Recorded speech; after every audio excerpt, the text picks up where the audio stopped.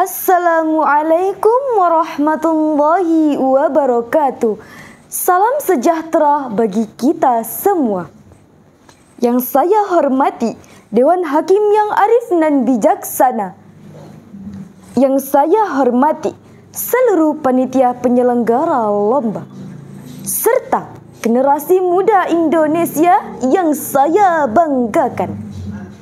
Marilah kita bersyukur atas kehadirat Allah Subhanahu wa Ta'ala yang telah mengkaruniakan kita nikmat serta karunia-Nya, sehingga kita dapat mengikuti lomba pidato tanpa ada halangan dan rintangan apapun.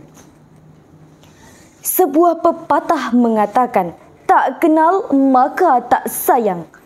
Oleh karena itu, perkenalkan, saya Hani Arifia, perwakilan sekolah Mandua Langkat. Pada kesempatan yang berbahagia kali ini, izinkan saya menyampaikan sebuah pidato dengan judul Dampak Penggunaan Handphone bagi para Pemuda Harapan Bangsa. Saudara-saudariku, pemuda harapan bangsa. Suatu kalimat yang sering kita dengarkan, sering pula kita ucapkan. Berbicara mengenai pemuda, maka sangat erat kaitannya dengan saya, Anda, dan kita remaja Republik Indonesia. Kita adalah para pemuda pemegang tongkat estafet perjuangan bangsa di masa yang akan datang. Kemajuan atau kemunduran suatu bangsa sangat ditentukan oleh kesiapan kita remaja sekarang ini. Insinyur Soekarno dalam sebuah orasinya beliau mengatakan, berikanlah aku 1000 orang tua, maka akan kucabut Semeru dari akarnya. Dan berikanlah aku 10 pemuda, maka akan kuguncangkan dunia. Ungkapan tersebut mengisyaratkan kepada kita betapa pentingnya peran pemuda dalam kelangsungan suatu bangsa.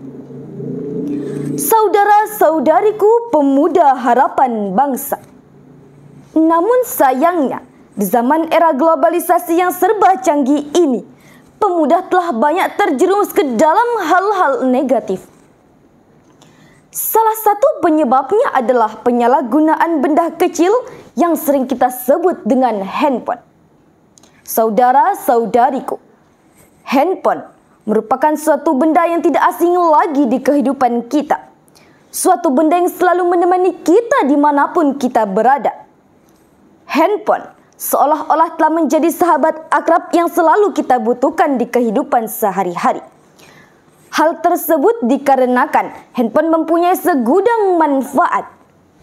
Terlebih lagi kita para remaja, yang sebagian besar masih melakukan pembelajaran secara jarak jauh atau yang kita sebut dengan daring.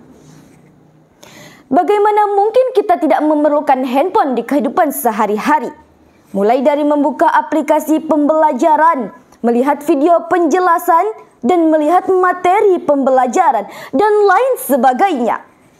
Belum lagi ketika kita butuh hiburan, mendengarkan musik, menonton film, dan lain sebagainya.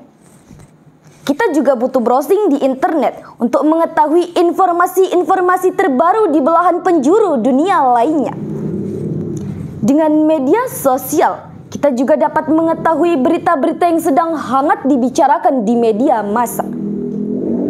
Dengan handphone, kita juga dapat mengetahui serta menghubungi orang-orang yang kita kenal berada jauh di sana, hanya dengan video call saja. Namun sayangnya, handphone yang mempunyai segudang manfaat juga bisa menjadi bumerang kepada kita para pemuda. Handphone yang mempunyai banyak sekali manfaat bukan menjadi titik dorong untuk melakukan tindakan positif, tapi malah menjadi titik balik untuk melakukan tindakan negatif. Begitu banyak kejadian yang seharusnya tidak dilakukan karena handphone. Pada Oktober tahun 2019, 2 remaja mengalami gangguan jiwa diakibatkan karena kecanduan bermain handphone. Pada Januari tahun 2021, pemuda di Magelang tewas terlindas truk dikarenakan bermain handphone saat berkendara.